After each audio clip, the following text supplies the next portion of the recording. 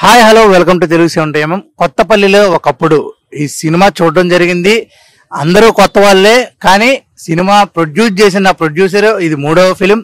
అలాగే రానా గారు దీన్ని రిలీజ్ చేయడం జరుగుతుంది. రానా గారు పట్టుకున్నది ప్రతిదీ బంగారం అవట కారణం ఏంటంటే ఆయన కథ అలాగే సినిమా చూసి డిసైడ్ చేసేస్తారు.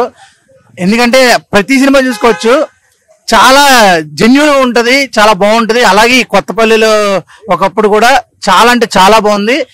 ఇది అంటే ఒక ఊర్లో మనకి అంటే తెలుసు కదా, గుళ్ళు గట్ట ఆటోమేటిక్ గా వచ్చేస్తా ఉంటాయి. మనం ఎవరైనా పూజలు చేస్తే చాలు, ఇంక మనం అక్కడికి వెళ్ళిపోయి కోరుకుంటే కోరిక నిజమైందంటే చాలు, ఇంకా దానికి పూజలు పునస్కారాలు చాలా చేస్తాము. దాని మీద బేసే ఉంటది.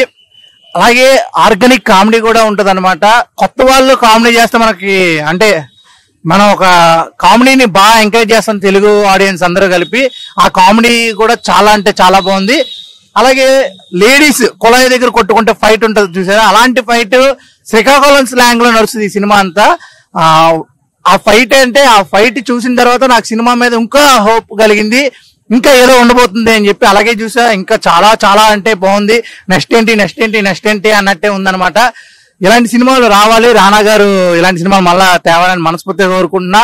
మళ్ళా మీరైతే మాత్రం కొత్తపల్లిలో ఒకప్పుడు వాచ్ చేయండి. అంతవరకు stay tune to Telugu 70mm. కేవలం ప్రవీణ్ తో Aditya signing off. Bye bye.